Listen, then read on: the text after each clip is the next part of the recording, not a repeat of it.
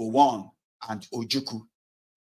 The subsequent 1983 presidential election, which was again plagued with allegations of vote rigging, saw Shagari returned as president with a disputed 47% of the votes, with Awolowo far behind with 31% of the votes, and Azikiwe still making his influence felt with 14% of the votes.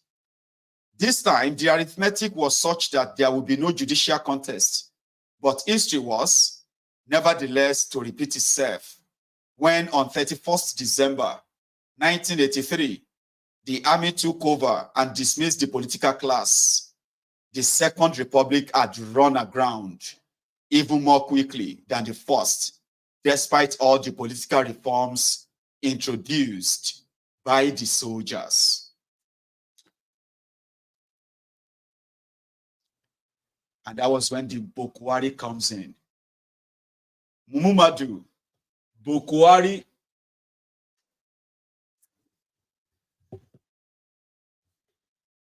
Daura, the town where Muhammadu Buhari was born, is to the Hausa people as Ife is to the Yoruba people.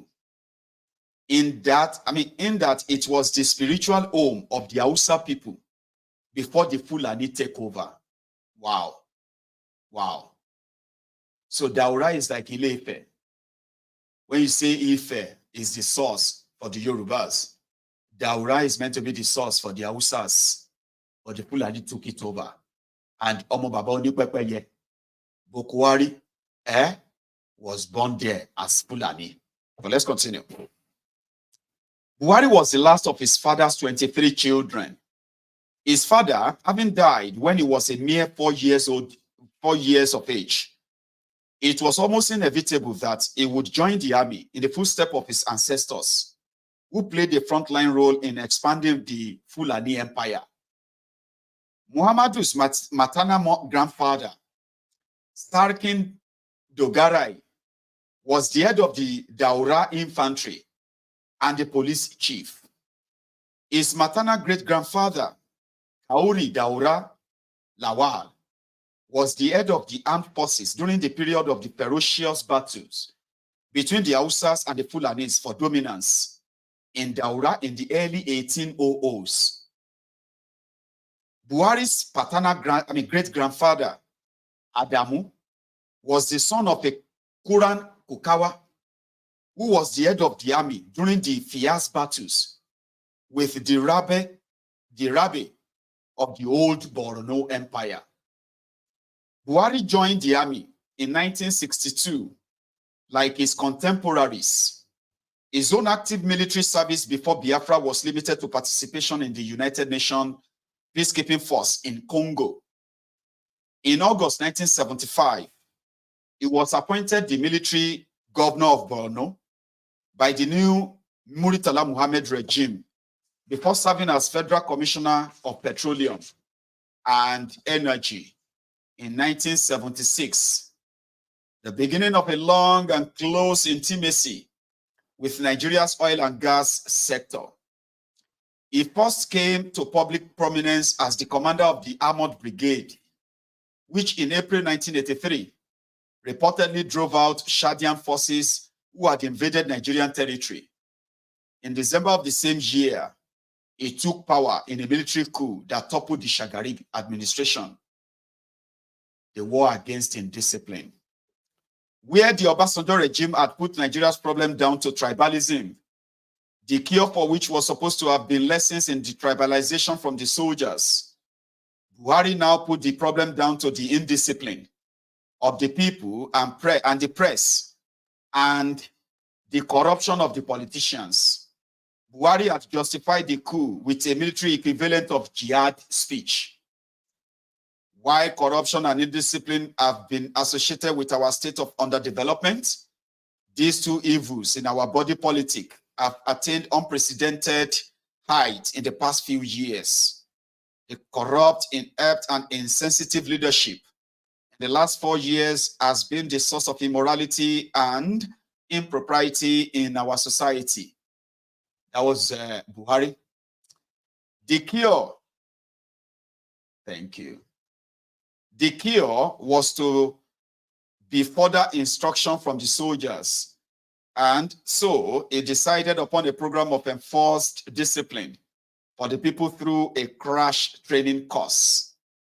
At the same time, he sought to banish corruption by arresting and imprisoning the corrupt politicians for exemplarily long terms. His deputy, Major General Tunde Abdulbaki Ideagbon, a native of Ilorin, Kwara State, was the public face of the administration who led the war against indiscipline that the administration launched against the people. The key objectives of the war were to instill into Nigerians the culture of queuing, work ethics, punctuality, nationalism and patriotism, abolition of corruption and environmental sanitation. Buhari missed out on the opportunity to leave the country a constitutional legacy of his own because on 27th August 1985, he was overthrown in a bloodless coup by General Ibrahim Babangida. However, it will soon become clear that the fundamental problem was the indiscipline and corruption of the soldiers themselves. Ibrahim Babangida, the Nigerian who has had the most enduring influence on the political landscape of Nigeria, was general of the Gbagi ethnic group in central Nigeria. He had been orphaned in 1955 at the age of 14. The common with many other orphaned youths, he found a ready career in the army. And so he enrolled at the Nigerian Military Training College in December 1962 before going on to the Indian Military Academy.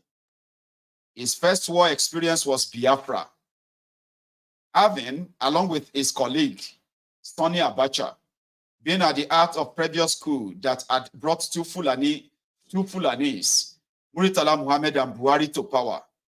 This time, Babangida was resolved to enjoy the experience himself.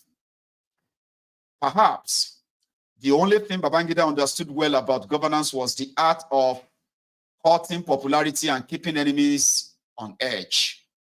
Thus, the coup to change the Northern Guard was time to play upon the unpopularity of the Buhari regime in the midst of the economic gloom that had taken hold of the country. It was quickly followed up with a demonstration of the utmost ruthlessness. Major General Mama Vasta, a native of Nupe, was a cultured soldier, an author of several books and a poet. More significantly, he was a close friend of Babangida, having been the best man at his wedding. On 23rd December 1985, the Babangida regime had Vasta arrested on suspicion of plotting a coup. He, along with several of his co-accused, was then executed after a military trial. The execution of such a friend on mere suspicion of coup plotting, without evidence of an actual attempt, was intended as an early warning from the master coup plotter to all other would-be imitators. Indeed, it has been said that of the 117 people executed for coup plotting in Nigeria's history, 78 were executed by Babangida regime. A new phenomenon emerged in the politics in Nigeria when in October 1986, Dele, the editor-in-chief of the popular political magazine Newswatch, was killed in his home by a Pasu bomb. The incident, coming after Giwa had undergone a series of interviews at the behest of the state security services, caused suspicion to fall on the Babangida government. Newswatch was one of the publications which had uncovered the story that the regime had, in January 1986, without any prior discussion or consultation, upgraded Nigeria's observer status with the Organization of Islamic Communities to full membership. In what was supposed to be a secular state because of the broadly equal numbers of Muslims and Christians, this was a provocative move. It was all the more incendiary because of its timing. Coming on the back of 3 successive baton changes between Muslim leaders since Obasanjo's handover in 1979, Shagari, Buhari, and Babangida, the place of drift between the tectonic plates of northern and southern Nigeria became measurable from this point on, as other measures taken began to give a distinctly religious appearance to the agenda of the administration. The reshuffles led to a massive regional and religious polarization of senior positions in favor of northern Muslims. The head of state, defense secretary, chairman of the Joint Chiefs of Staff, chief of army staff, chief of air staff, chief of navy staff, inspector general of police, minister of the Federal Capital Territory, national security advisor, director of military intelligence, and director general of the state security service. That is, all the positions that really mattered were all northern Muslims. The Awka coup attempt. These actions and repeated postponement by Babangida of the timetable for the return to civilian rule led to a coup attempt against the regime on this 22nd April 1990, led by Major Gideon Awka and other colleagues from the Niger Delta region. It was the first sign that the rest of the country was beginning to see through the charade and to call time on northern-led military rule. The coup attempt failed, but not before Awka had made his speech, headlining the structural imbalance within the body politic.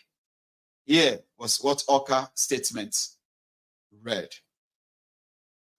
We wish to emphasize that this is not just another coup, but a well-conceived, planned, and executed revolution for the marginalized, oppressed, and enslaved people of the Middle Belt and the South, with a view to freeing ourselves and children yet unborn from eternal slavery and colonization by a clique of this country. Our history is replete with numerous and uncontrollable instances of callous and insensitive dominatory repressive intrigues by those who think it is their birthright to dominate till eternity the political and economic privileges of this great country, to the exclusion of the Middle Belt and the South. In the light of all the above, and in recognition of the negativeness of the aforementioned aristocratic factor, the overall progress of the Nigerian state, a temporary decision to exercise the following states, namely Sokoto, Borno, Katsina, Kano, and Bauchi state from the Federal Republic of Nigeria comes into effect immediately until the following conditions are met. The conditions to be met necessitated the reabsorption of the aforementioned states as follows. Awka automatically just remove Sokoto, Kano, Katsina, Bauchi, remove them from Nigeria. And before they will be allowed to come back and join Nigeria, or people they craze for that. People craze and mental for history. Like a lot of us are like now, like, I think we are now like sissies. About like crazy people, they Nigeria history who have done crazy things. I think I'm going to have to do one crazy thing as well before I die. I'm going to have to do some crazy thing. We all need to do some crazy stuff. There were really crazy people who have tried their best in their own way to try and break themselves away from this contraption. Crazy stuff, Bamba. Well, let's continue. Before Sokoto, Kano, Katsina, and Bauchi will be allowed to join Nigeria again, these were the conditions. He said, to insult the rightful heir to the Sultanates, Alhaji Mashido, who is the people's choice. To send a delegation led by the real and recognized Sultan, Alhaji Mashido, to the federal government to vouch that the feudalistic and aristocratic quest for domination and oppression will be a thing of the past and will never be practiced in any part of Nigeria states. By the same token, all citizens of the 5 states already mentioned are temporarily suspended from all public and private offices in Middle Belt and southern part of this country until the mentioned conditions are met. They are also required to move back to their various states within 1 week from today. They will, however, be allowed to return and join the Federal Republic of Nigeria when the stipulated conditions are met. In the same vein, all citizens of the Middle Belt and the South are required to come back to their various states, pending when the so-called all-in-all Nigerians meet the conditions that will ensure a united Nigeria. A word is enough for the wise. Do you know that the Oka coup was almost succeed? It almost succeeded. Babangida was already cornered. But in the last minute, one person just felt like, oh, man, we have taken over the radio station now. We are going to the Susu and so. We are not giving up. You are still in charge. That's how Babangida escaped, though. Biafra had been an attempt at a defensive secession of the East, but Oka's proclamation was an attempt to expel the North. Proof that the coup was not a well-conceived, planned and executed revolution was that it was quickly crushed by the Babangida regime. Yet the declaration was a significant marker. While it had brought dancing on some streets of the Middle Belt and the South, it led to somber reflection and calculation in the North. The declared objectives of the abortive coup had raised the stakes of the political games at the center. What had hitherto been thought but not spoken was now out in the open. The Northern administration made a small retreat on one front by announcing the suspension of Nigeria's membership of the Organization of the Islamic Conference in August 1991, whilst making a big advance on another front as Babangida embarked upon a radical program to reshape the Nigerian states. The creation of several new states on 27th August 1991 effectively atomized the federation and by so doing, reduced the scope for concerned action in the future. This was followed quickly by the move of his seat of governance from Dodon Barracks in Lagos, which had been captured by the Oka coupists, to Abuja in December 1991. Up until this point, Abuja as the seat of power was still a plan. June 12th. In the aftermath of the coup attempt, Babangida now quickly announced a program for return to civilian rule. There saw a census count undertaken in November 1991, ahead of planned election in 1992, with a promise to hand power back to civilian on 27th August 1993. In the meantime, he embarked upon a radical experiment towards creating a diarchy, the joint rule of soldiers and civilians. Military officers were retired from the army, but then retained in office as part of the federal military government, whilst at the same time, civilians were brought into the administration. Although civilian involvement in military regime was not new, the level of civilian participation in the Babangida regime was unprecedented and far exceeded that of prior military regimes. In another departure from previous military regimes, and to underline the fusion of military and civilian rule, he resorted to calling himself president as opposed to head of state. All the signs were that the regime was testing the waters to assess the viability of the conversion of a military ruler into a civilian ruler or leader, as Flight Lieutenant Rawlings had recently done in Ghana. However, doubts over the prospect of pulling it off set the stage for what was intended to be a transition to civilian rule that was to end all transactions, or transitions rather. On the previous occasions, when the democracy game had started, a northerner had taken power. The pattern was to be broken in the course of Babangida's elaborate arrangements. A carefully orchestrated plan saw a gradual withdrawal of military officers from governance, and their replacement by elected civilians. The process of disengagement had worked up progressively from local government to state, then to the National Assembly, until the final stage of federal presidential elections, only for the Babangida regime to then ban the freely formed parties. In a native attempt to fast forward a country made up of hundreds of ancient nations into a Western-type two-party system, the regime now decreed the creation of two parties, the Social Democratic Party, SDP, and the National Republican Convention, NRC. The attempt to escape tribal parties, which the multi-party system was believed to bring about only served to push the country into the deeper abyss of the North-South divide. The party whose name began with S quickly became identified with the South, while the one with the name beginning with N equally quickly became associated with the North.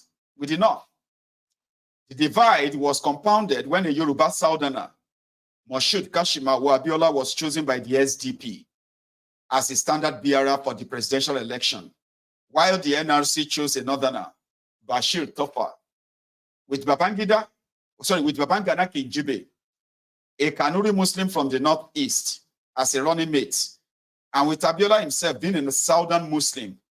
The SDP constituted a formidable alliance between the South and the Northeast. With only two parties in play, this time around, there was no room for Azikiwe to play the role of the make-weight. In this head-to-head contest between Abiola and Tofa, the odds favored an Abiola victory. The realization came to the Babangida regime too late. The votes were already being counted when, at a point in the vote tally, where Abiola was believed to have won 19 out of the 30 states, the prospect of the power loop between the army and the North being broken for the first time since independence suddenly loomed. The Babangida regime was faced with a choice between allowing the democratic contest to take its course or calling a stop to the exercise and allowing the mask of army neutrality to sleep. It chose the latter course, and so on 23rd June 1993, Babangida announced the annulment of the election and withheld the results. With this, the country had come full circle from the crisis over census count of 1962, the result of which were similarly annulled and withheld. The annulment of presidential elections by the very same northern military ruler who had been the target of the Oka coup now brought the issues of northern domination that had been heard in the coup speech back into full focus. If a Southern Muslim who had gathered so much electoral support across Muslim North could ultimately be denied his mandate, there was little reason for other Southerners to have any confidence in the system. In an address on 23rd June 1993, to explain the annulment of the elections, Babangida admitted his regime's manipulation of the process. He said, in particular, during the course of handling the interlocking relationships between the old and new political forces and institutions, some problems had arisen, leading us into a number of difficulties and thereby necessitating our having to tamper with the rules and regulations laid down in the political program. As a result, the administration unwittingly attracted enormous public suspicions of its intentions and objectives. Accordingly, we have experienced certain shortfalls and conflicting responses to the pulls and pushes of governance in the course of policy implementation. Sani Abacha. With Abiola and his supporters insisting upon his mandate, it was clear that Babangida had to go. The transition having been so thoroughly mishandled, a direct handover to civilian rule was not viable, but neither was yet another military ruler from the North tenable. The solution was a technical in-house coup, which was Babangida step aside for General Sani Abacha as head of the armed forces. At the same time, a civilian was appointed to head a new interim national government. Careful calculation had gone into the choice. It was to be a Southerner like Abiola, a Yoruba like Abiola, and from the same Egba tribe as Abiola. The man was Ernest Shonekan.